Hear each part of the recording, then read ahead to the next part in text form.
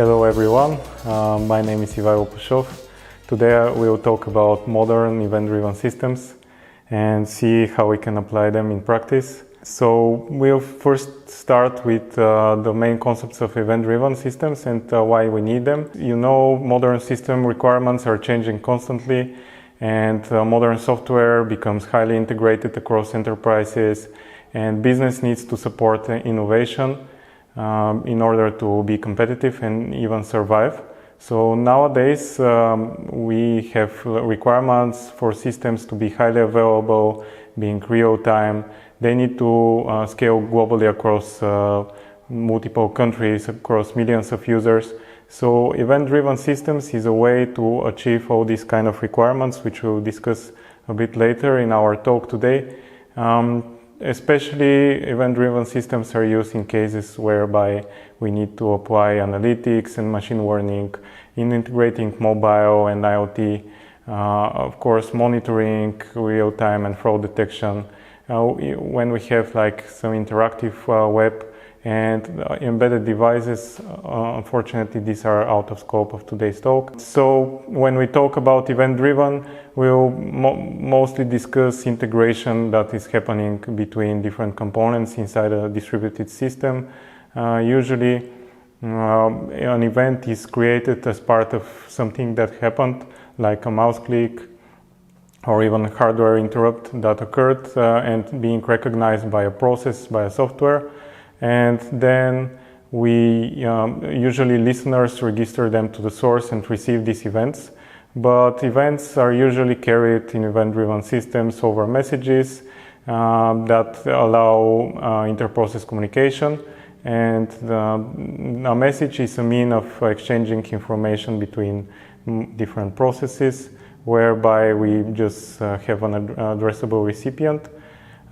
So nowadays we have mostly two types of messaging integration, brokerless one and with a broker. So brokerless is usually much simpler in terms of topology. We just have a producer and consumer, and then they can integrate with TCP, UDP or shared memory. And of course we can have multiple consumers in some cases whereby UDP multicast is allowed, or we can integrate them as well with shared memory.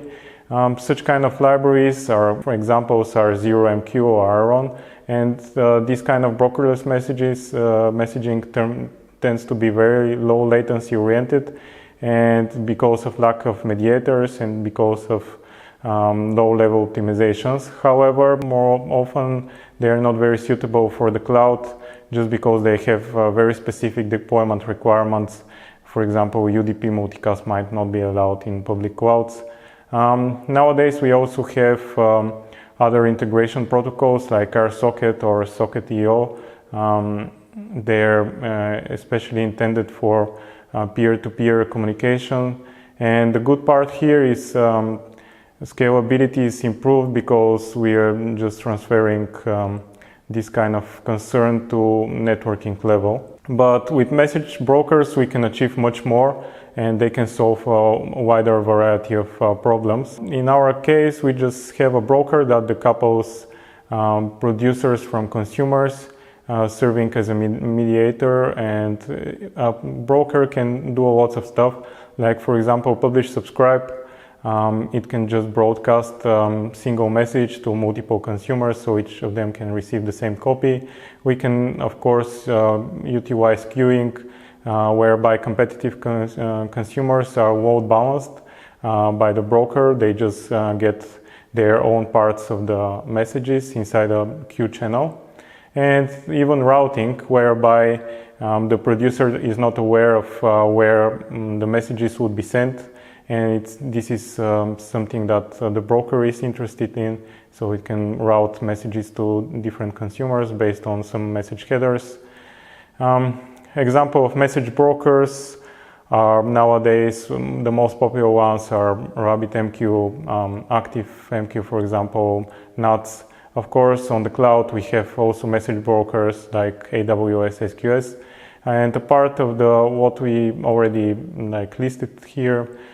They provide, for example, some features like message validation, aggregation, and transformation. Exclusive consumers are used for failover, and they also differ in delivery and ordering guarantees, which we'll come back to later.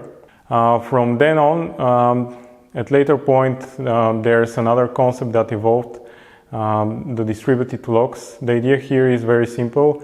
We can just model a lock being append only by producers that write new events to it. And then we can have consumers that are actually preserving their own offset from whereby they want to read from the lock. And whenever there's a new event available, the consumers would receive it. It turns out to be a very simple concept, yet very powerful, because it offers much greater scalability and throughput, both for producers and consumers. Unfortunately, this is not very low latency, but it can serve a wide variety of problems. And because data can be read multiple times, we can keep historical data there.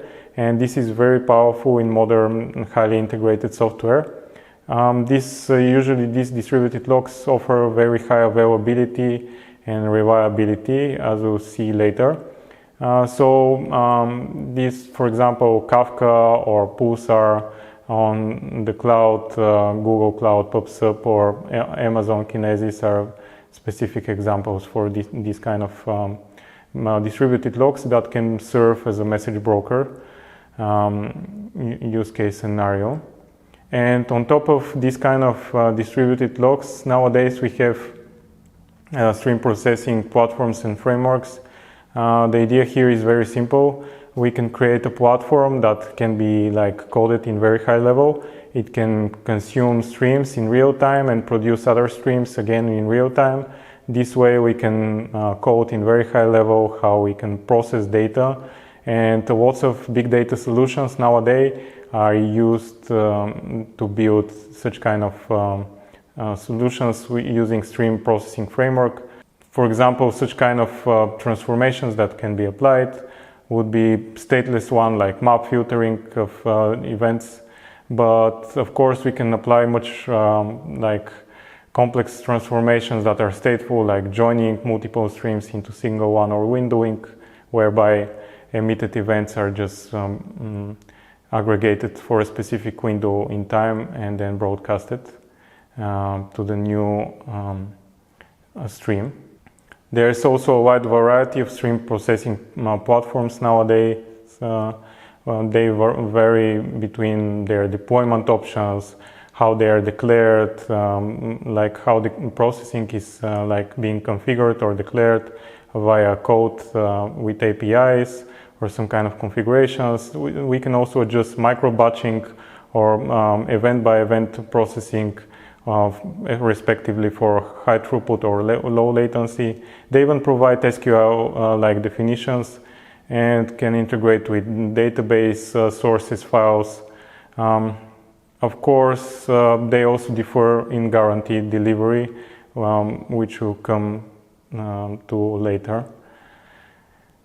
So before we actually explain concepts like guaranteed delivery, we should first be aware of how consistency plays a major role in modern systems, modern distributed systems, and especially in event-driven systems. For example, first of all, we should just imagine the case how we integrate systems with event-driven style. We have consumers and producers, but the flow of data is inverted. So the consumer would just receive new data whenever it's available from producer instead of asking for it. This is huge change in the way we create software, because now the data flows through the components, but it needs to be cached in order to retrieve at later point. For example, if we have Quant integration, which uses some kind of RPC, we need to cache the data somewhere, either in database or in memory, in order for it to be available for reading. But it also has the benefit in terms of performance, because data is now available for reading and reads are very fast. So when we think about consistency, one of the major morose of how we imagine it nowadays is the CAP theorem. So it states that we cannot achieve availability, tolerate partitioning, network partitions, and achieve consistency in terms of all clients see the same data at the same time without sacrificing one of these three.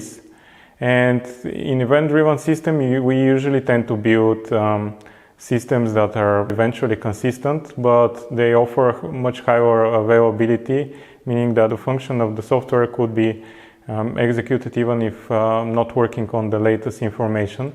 For example, think about a client that can try to observe state in both the producer and consumer. We have also broker as a mediator. In the same time that these requests are executed, we might have inconsistency because the consumer hasn't applied yet all the changes that have been received from the producer.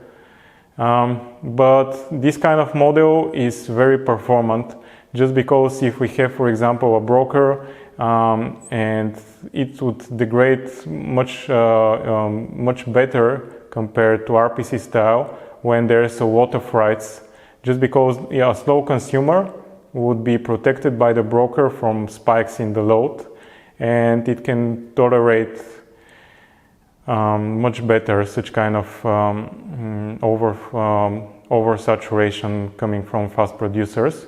But this is of course a trade-off in terms of consistency, because the client wouldn't get the most recent data, especially if the consumer cannot catch up with the producer. And it also plays a major role in availability, being a lot more fault tolerant. For example, the consumer doesn't need the producer to be available in order to still operate and execute its function, because anyway it's obliged to cache the data that's needed for later retrieval. And also a consumer might not even need, or the producer might not even need a broker, which we'll see later, because the broker not being available means that we can still have a producer and consumer being able to operate and catch up with data not being sent at later point. And additional, yet another complexity that we need to trade off for this great benefit is out-of-order processing. In such kind of event-driven systems, they're usually asynchronous, meaning that we can receive data out of order. For example, if we have a delay somewhere on the network path, it might come out that consumer receives data not in the order it expected. So most implementation need to consider this. There are solutions nowadays, and we can use inbox pattern, or we can just use versioning in order to protect consumers from such kind of anomalies. And another trade-off here is how we play with delivery guarantees.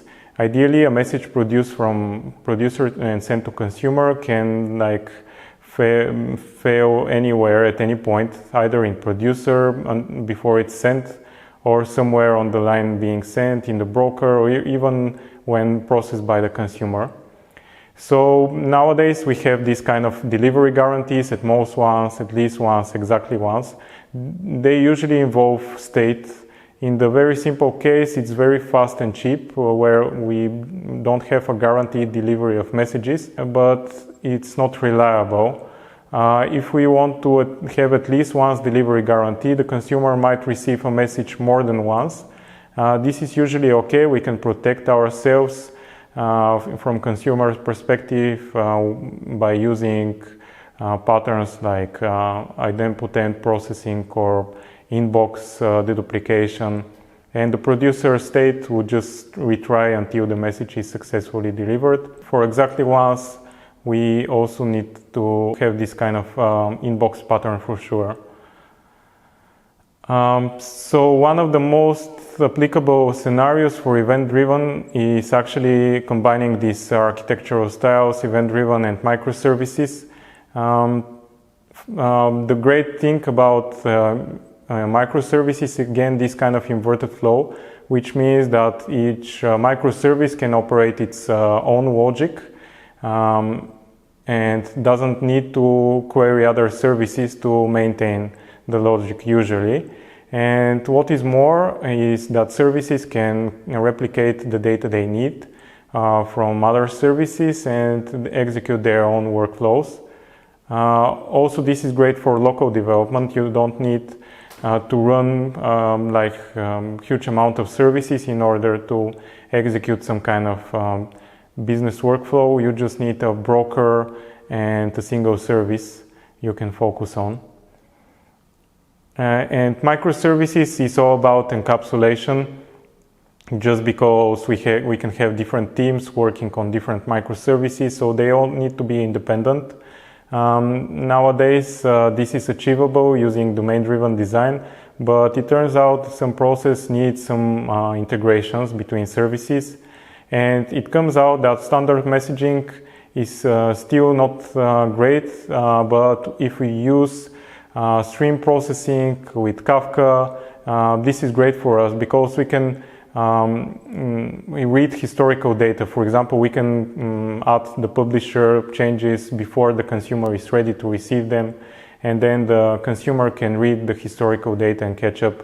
We can decide at later point of the life of the system to add a new consumer. We can join streams and create newer ones, having a centralized data, which is usually anti-pattern in microservices, but we are okay with distributed lock just because it's not a single database, it's not leaking private models. And the way we model events is also important. Usually we have two types of events modeling techniques, either notification, which are more or less showing a business intent, or event carried state transfer, which actually is more like event describing what kind of updates have been added to our models. Then based on this, we can actually achieve a greater step in how we integrate microservices. It's called event sourcing. The idea is very simple: treat all entities with their life cycles, like a list of their life cycle changes. This way we don't need to preserve the last state only, but we can also have like audit log of what happened in the system. We can enhance this way the security. We can easily do time-based queries, so we can get the state of an entity in the past, and it's much easier also to fix issues. And we can also treat distributed log like Kafka in the same way that we treat an event store. We can use it actually for this purpose, and this way we can have materialized view otherwise over data that needs to be queried, which is the later pattern called CQRS.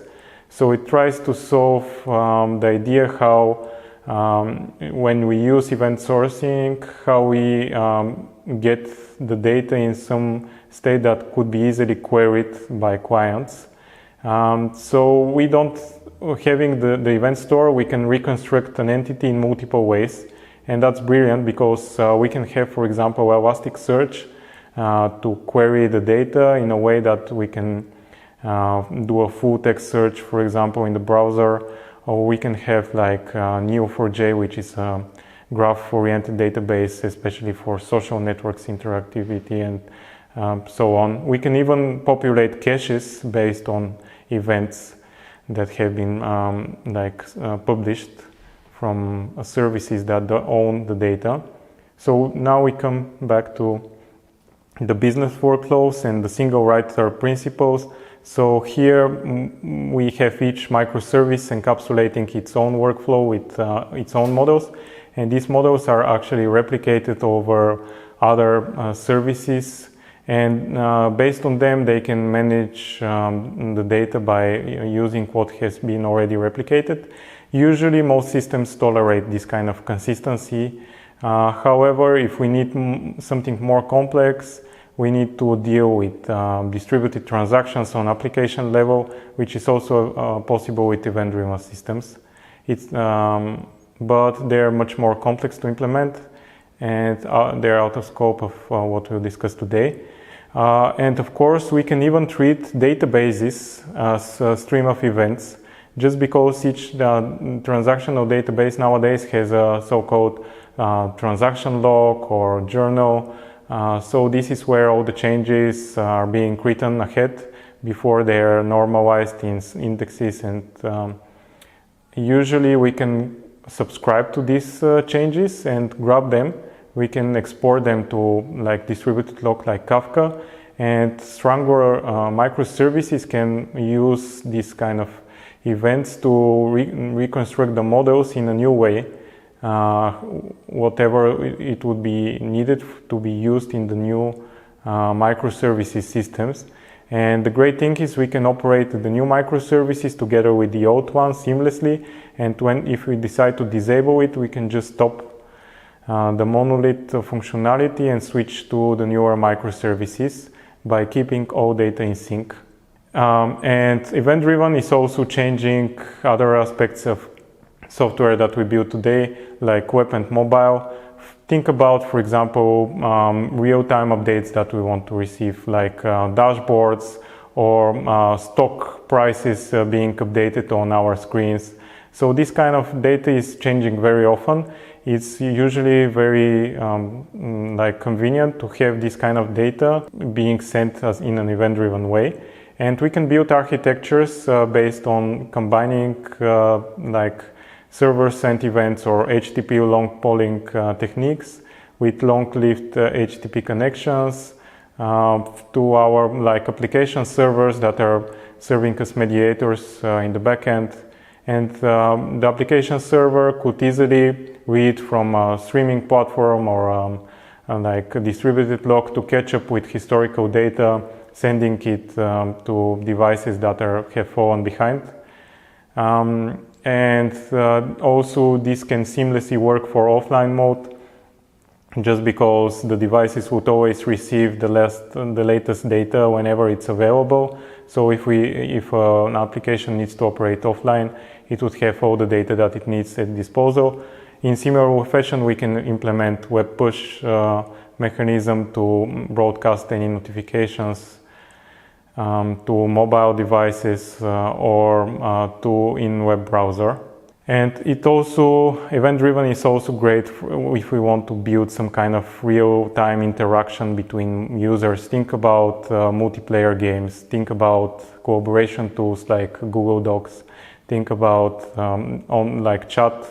So all of them could be easily done with event-driven systems. In our case, here you can see an architecture whereby edge devices are connecting to some kind of web server, and this could be easily created with actor model on the backend, for example, to receive events, to initiate the game state in case we have a multiplayer game.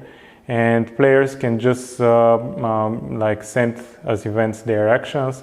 The game server could control, validate where their actions were correct, and then it can broadcast all the game state changes that needs to be displayed on the screen. And this is great. We can even use some kind of already existing messaging protocols like MQTT when we deal with mobile devices. Think about chat. This is a great option if we also want to have very low power consumption. And when we think about big data, streaming is a great option to implement it, and streaming is built on top of event-driven systems. For example, we can implement real-time ETLs, replicate data from existing databases live, and do any kind of stream processing. We can even use standard JDBC or ODBC APIs to get all historical data and put it into a stream processing framework that would denormalize the data and put it in other databases that are especially optimized for specific use case scenarios like analytics or any kind of relational workflows. And we can even capture files, for example, that are uploaded to SFTP servers or that are uploaded in storage on the public cloud. Once we capture new files, when we receive events or we listen on the file system, we can then split the file into multiple events that could be then processed by the stream processing framework. Of course, IoT is another great example of how event-driven is used. Think about low-power devices for like smart city, smart home, like car networks, for example, that send live data, live telemetry about what's going on inside them, or send live statistics. We can use any kind of bridging technologies like MQTT or even HTTP with serverless, that's event-driven oriented, and then we can use stream processing frameworks either on the cloud or on premises to build sophisticated like analytics, or we can even combine them to some kind of machine learning that would be bidirectionally update and reconfigure devices if needed. And machine learning is another great example where we can also use streaming, like in Spark. For example, here in this diagram we can have different variety of sources, and we can train models with live data, like offline training, then deploy the already trained models and use them for scoring. We can also, even some algorithms for machine learning allow online training, whereby scoring and training is happening in real time with real data that's incoming in the system. That's especially great because nowadays enterprise doesn't want to wait for batch processing happening. As you've already seen, event-driven can focus on solving huge variety of software engineering problems. So think about it twice when you are trying to create a solution. Thank you very much.